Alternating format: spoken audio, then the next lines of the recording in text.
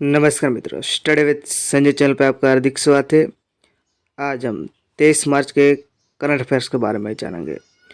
तो शुरू करते हैं, वीडियो पे अंत तक बने रहे। तो पहला क्वेश्चन, हर साल विश्व जल दिवस यानी वर्ल्ड वाटर डे किस दिन मनाया जाता है?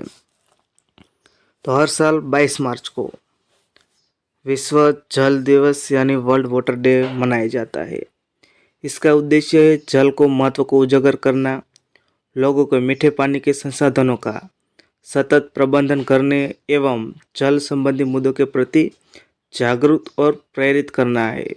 और 2024 में इसकी थीम रखी गई है वाटर फॉर पीस, मतलब शांति के लिए जल। ये देख सकते हो, इसकी थीम है water for piece. 22 March world water day मनाया जाता है। और ये इसकी हिस्ट्री क्या है? तो रियो डी जानेरो जो 1992 में United nation conference on environment and development की जो समिट हुई थी, जिसको हम पृथ्वी सम्मेलन भी कहते हैं, इसमें संकल्प लिया गया था 1992 में। और पहला मनाया गया था वर्ल्ड वाटर डे 1993 में बनाया गया था। और जो हमारी पृथ्वी पे 70% पृथ्वी पे पानी है, जिसमें 3% मीठे पानी की मात्रा है। यूएन द्वारा जल और स्वच्छता पे हर साल 22 मार्च को UN world water day development report 2024 launch किया है। मतलब यूनाइटेड नेशन ने इसके द्वारा एक वर्ल्ड वाटर डेवलपमेंट रिपोर्ट भी जारी करता है, जिसमें बताया गया है वाटर पे कहाँ कहाँ शॉर्टेज है, कितनी दिक्कत आ रही है, वाटर रिलेटेड कितने लोग मर रहे हैं, सब इसमें बताया गया है। अब जानते हैं मार्च के इम्पोर्टेंट डे के बारे में। 12 मार्च मॉरिशस डे, जिसमें चीफ गेस्ट के रूप में हमारे द्रौपदी मुर्मू थी। मतलब इसका मतलब क्या बनता है? तो 12 मार्च ने 1992 में मॉरिशस ब्रिटेन से आज़ाद हुआ था। इसके उपलब्धि में 12 मार्च को मॉरिशस डे मनाया गया था, मतलब नेशनल डे कहा जाता है वहाँ का। इसमें चीफ गेस्ट में रुके हमारे राष्ट्रपति को इनवाइट किया गया था। 13 मार्च धूम्रपान निषेध दिवस, जो मार्च महीने के दूसरे बुधवार को मनाया जाता है। 14 मार्च को पाई दिवस मनाया जाता है। पाई दिवस है वो 3.14 होता है, मतलब 14 मतलब ये डेट बता रहा है और ये मंथ बता रहा है।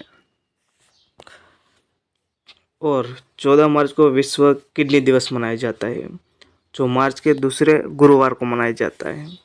15 मार्च को मनाया जाता है विश्व उपभोक्ता अधिकार दिवस, जिसकी थीम है fair and responsible AI for consumers.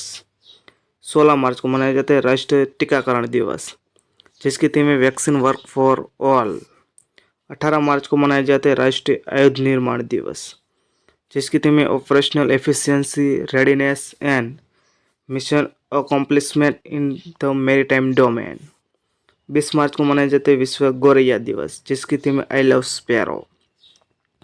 और 20 मार्च को मनाया जाता है प्रसन्नता का अंतर्राष्ट्रीय दिवस, मतलब इंटरनेशनल डे फॉर हैप्पीनेस, जिसमें वर्ल्ड हैप्पीनेस इंडेक्स भी बाहर जारी करते हैं। मतलब जिसमें फिनलैंड फर्स्ट रैंक पे है, डेनमार्क सेकंड रैंक पे है और आइसलैंड थर्ड रैंक पे है। हमारा इंडिया है वो 126वें स्थान पे है। और 21 मार्च को मनाए जाते हैं अंतर्राष्ट्रीय वन दिवस, जिसकी थीम है forest and innovation, new solution for a better world. ये है मार्च के इम्पोर्टेंट डे। और वीडियो आपको अच्छा लगे तो लाइक कर देना, शेयर कर देना, और चैनल पर नहीं तो चैनल को सब्सक्राइब कर देना। तो अब नेक्स्ट देखते हैं। हाल ही में ऑल इंडिया रेडियो के नए महानिर्देशक समाचार के रूप में किसे नियुक्त किए हैं? तो हाल ही में मौसमी चक्रवर्ती को ऑल इंडिया रेडियो के महानिर्देशक जो समाचार के रूप में नियुक्त किया गया है। ऑल इंडिया रेडियो को आकाशवाणी भी कहा जाता है, नाम चेंज कर दिया है, इसको आकाशवाणी के नाम से बुलाया जाएगा, जो 2023 में इसका नाम चेंज कर दिया था। और ऑल इंडिया रेडियो की लॉन्च हुआ था 8 जून 1936 में। 8 जून 1936 में ऑल इंडिया रेडियो लॉन्च हुआ था और इसका हेडक्वार्टर है वो न्यू दिल्ली में है। अब नेक्स्ट देखते हैं। हाल ही में भारतीय नौसेना और किस प्रौद्योगिकी संस्था के साथ अनुसंधान और विकास प्रयासों में सहयोग बढ़ावा देने के लिए समझौता ज्ञापन मतलब एमओयू मेमोरेंडम ऑफ अंडरस्टैंडिंग पर हस्ताक्षर किए हैं। तो हाल ही में भारतीय नौसेना और आईआईटी खड़गपुर के साथ एमओयू किए गए अनुसंधान और विकास के प्रयासों में सहयोग बढ़ाने के लिए, और भारतीय नौसेना और आईआईटी खड़गपुर बीच एमओयू पर हस्ताक्षर किया गया है जो नवाचार और अनुसंधान को बढ़ावा देने के लिए मिलकर काम करेंगे। अब नेक्स्ट देखते हैं, हाल ही में किस ग्रह पर विशाल नॉक्टिस ज्वालामुखी की खोज हुई है? तो हाल ही में मंगल ग्रह पर विशाल नॉक्टिस ज्वालामुखी की खोज हुई है।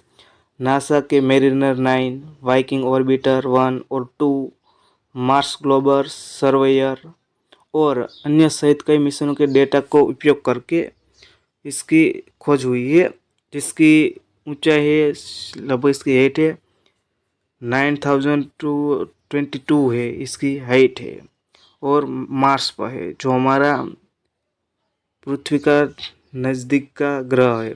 मार्स को रेड ग्रह भी कहा जाता है, और वहाँ के 2 चंद्रमा हैं जिसका नाम है फोबोस और डीमोस। और हमने इसरो ने इसके लिए मार्स लॉन्च किया था, मतलब इसका जो लॉन्च किया गया था उपग्रह इसको कहते हैं मार्स मतलब मार्स ऑर्बिटर व्हीकल मॉम। हाल ही में इंडोनेशिया के राष्ट्रपति कौन बने? तो हाल ही में प्रबावो सुबियांतो इंडोनेशिया के राष्ट्रपति के नियुक्त किया गया है, मतलब वहाँ पे राष्ट्रपति बने इंडोनेशिया के। तो इंडोनेशिया के बनाए तो इंडोनेशिया के बारे में जान लेते हैं। ये है प्रबावो सुबियांतो। अब इंडोनेशिया के बारे में जानते हैं। ये है इंडोनेशिया की राजधानी है वो जकार्ता है, और वहाँ की करेंसी रुपया है, और हाल में राष्ट्रपति बने हैं वो प्रबावो सुबियांतो है। ये है जकार्ता, ये सुमात्रा आइलैंड है जो हाल में वहाँ पे अर्थक्वेक आया था और जानमाल हुई थी, ये आपको याद रखना है। अब नेक्स्ट देखते हैं, हाल ही में खाद्य प्रसंस्करण उद्योग मंत्रालय का अतिरिक्त प्रभार किसने संभाला? मतलब food processing and industry ministry, इसका अतिरिक्त चार्ज किरण रिजिजू को दिया गया है, जो हाल ही में खाद्य प्रसंस्करण उद्योग मंत्रालय के मंत्री पशुपति कुमार पारस ने इस मंत्रालय से इस्तीफा दे दिया है। अब एडिशनल चार्ज किरण रिजिजू को दिया गया है। किरण रिजिजू के पास मिनिस्ट्री ऑफ अर्थ साइंस मंत्रालय था, अब दोनों मंत्रालय वो संभालेंगे। अब नेक्स्ट देखते हैं, हाल ही में PV Narasimha Rao memorial award से किसको सम्मानित किया गया है?